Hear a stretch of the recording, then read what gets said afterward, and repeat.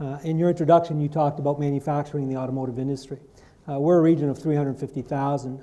In the automotive industry, in the direct and indirect related industries, there's 50,000 people that are employed.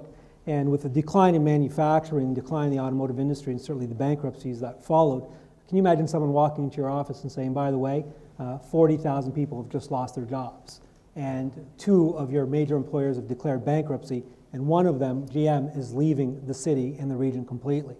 And in normal situations, that's the unemployment issues that you have to deal with. You have to find jobs for people. People have to pay their mortgages, put food on the table. But when you're in a region that is a one industry region, and has been for decades and decades, your tax base is now completely eliminated. And when I say tax base completely eliminated, it's because for decades that industry did well. It subsidized everyone else. So when they left, hundreds of millions of dollars left with them, and that created tens of millions of dollars issues for us with regards to tax revenues. So when other cities were talking about having the opportunity to make investment in infrastructure, we have no assessment.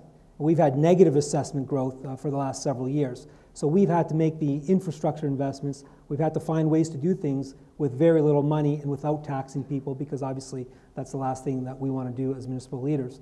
So we've had to really go back to the drawing boards, and we've, as a region, focused on a number of areas, a number of disciplines. We used the crisis as an opportunity now to focus on post-recession, to focus on the recovery. And focusing on the recovery, we knew we needed something.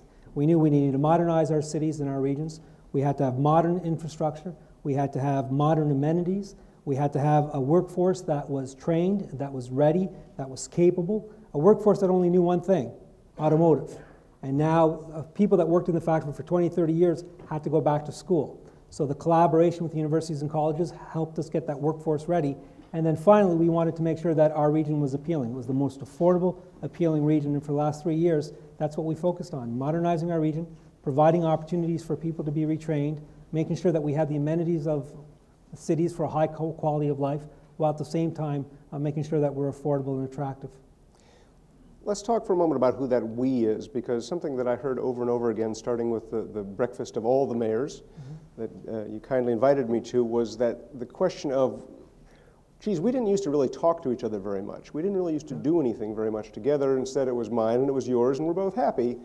That changed. And could you talk about that? Because in a crisis, there's 2 ways you can go. You can either say, I'm going to put up walls and defend my territory, or you can do something else. What happened? Well, that was exactly what was happening.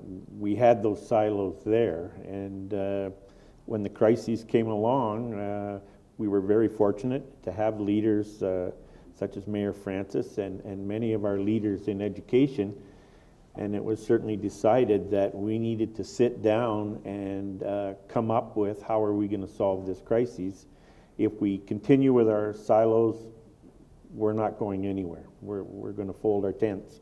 And the groups began to meet together through the direction a lot of our University of Windsor and St. Clair College heading up those groups. They met together and looked at it as what we need to do is focus on our strengths. We knew, as Mayor Francis said, we had a lot of potential there with the auto industry. What we had to do was change that focus, and we looked at those strengths and saw that we knew how to build things, we knew how to grow things, especially out in my area, the rural area, and we knew how to move things or transport things. And those were 3 strengths that we had, and we began to build upon those and pull together, and certainly was an effort not on any one area but on a number of areas.